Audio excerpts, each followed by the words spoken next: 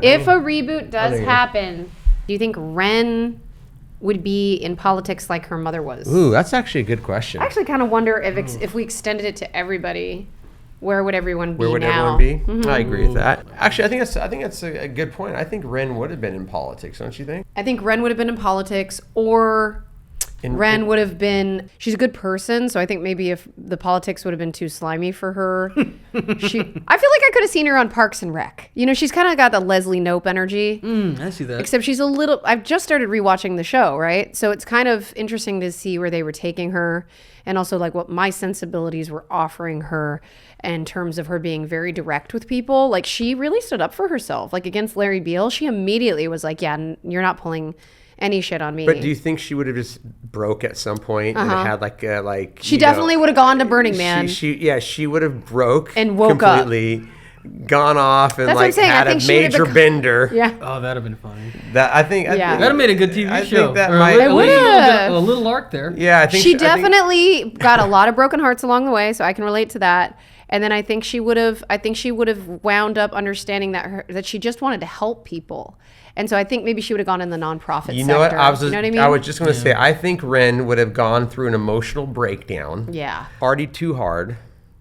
And then came back and recovered from all of that and went off to do like world peace shit. Like she's going to work with like world health for children or something like that. I could see that. That's right. Big world stuff. Yeah, big world stuff. Because that's like what her mom really inspired her to do a lot of times, you know? Yeah.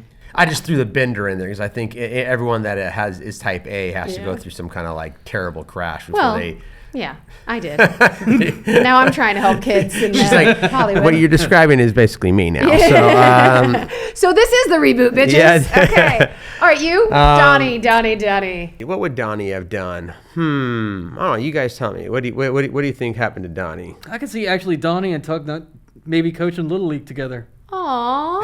I could see that. I could see. Okay. To be fair, I could see Donnie having some big failures in his life, and I could see Coach Tugnut and him opening a gym, because I feel like Coach Tugnut, I think when Donnie went away to college, Coach Tugnut was like had to come to terms with the fact that, you know, he left and grew up a little bit.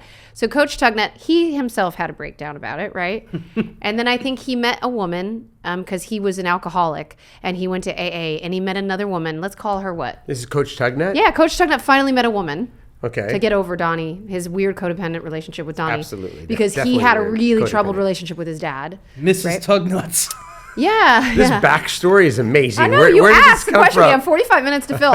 So Coach Tugnut, he was in AA. He met Shirley. Let's call her Shirley. And Shirley was there, and she had a daughter from a previous marriage. And so he like has this relationship, right? And then he fails out of college. He pops positive for steroids or something, okay? For performance-enhancing drugs. He's shameful. Donnie never would have done steroids. You know who would actually be a cute Nick would never have done steroids. No, Donnie never would have. Why? Why do you don't think that Donnie Because he was just too naturally gifted to ever even consider steroids as an option. But maybe he's so dumb that somebody slipped it to him and he didn't realize he was taking it, because he had a coach in college that wasn't like Coach Tugnut. He was super competitive and he was evil. And yeah, or somebody like Larry Beale, who was an upcoming freshman in the same college, wanted to ruin your legacy yet again. I'm on fuego right now, guys. Crazy. I can see that. Okay, hold on a sec. No, we're not there yet. I almost said I go. promise. Nick, I'm coming around the mountain. So Shirley is like, at first she's like, I don't know what's going on with this Donnie guy. Sorry.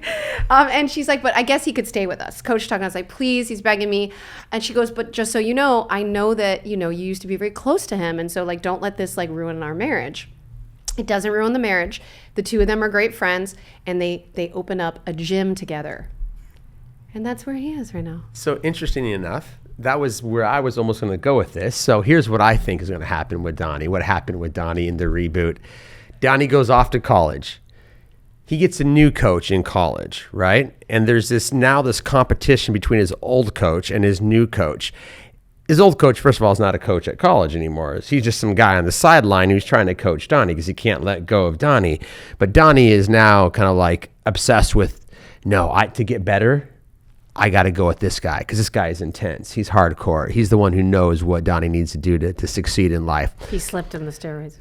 So he goes with the guy that slips him the steroids. Yeah. I love this so much. This is the best. But during that time, Coach Tugnut disappears. He's been kicked to the side. No AA. Not everyone goes AA. No end them. Okay. He gets kicked to the side. But in that, he finds his new life and his new wife. Got it, Shirley. Okay? He starts a new family. He starts a new life without Donnie in it.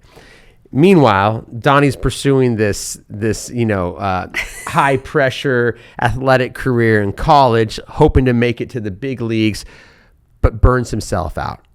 He has an ACL injury. He peaked in high school. Oh, he's not as good as he thought. It was too late. It just came and went. And now he's just been burnt out, and that new coach doesn't care about it anymore. Care. Now he's been sidelined. He's on the bench. At that moment, that's when he realized he fucked up. And then he goes back to Coach Tugnut and realizes that they had something special together, and they open a gym. To help people. Yes. There you go. That's what it is. And they call it peaked. They call it peaked. Peaked. No, not peaked. You can't. No. It would be something innuendo-ish, though. Yeah. It'd be like they call it peaking. Peaking. It'd be with something. Coach Tugnut.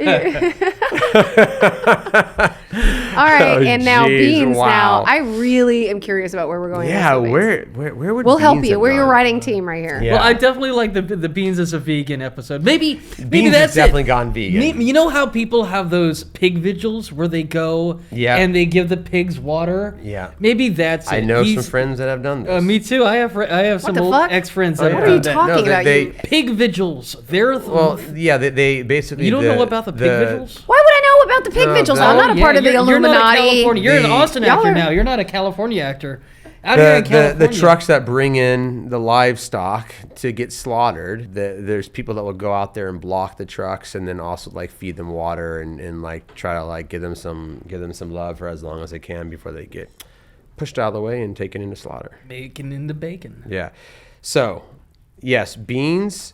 Well, what happens is everyone moves on and Beans is left with just mom and dad. There's no one else in the house. It's empty nest syndrome except for Beans is there to take care of mom and dad. I can see that. Yeah. And then Beans gets really into food. And he keeps asking Eileen to pass legislation to save the pigs.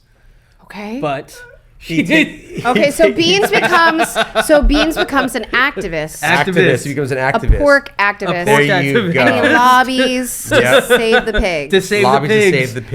And on the side, how he makes his living is he's this huge food. He has a big social media presence. Yes. Cooking vegan like pork trying dishes.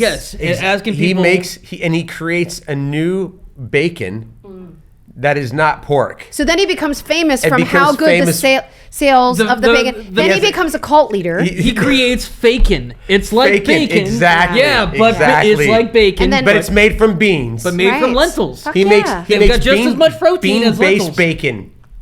Wow. Wow. Okay, so I think he answered there's your this- question. You're the most successful out of all of us. I Writes think he itself. is. You I think just he is. created a new But that makes like sense.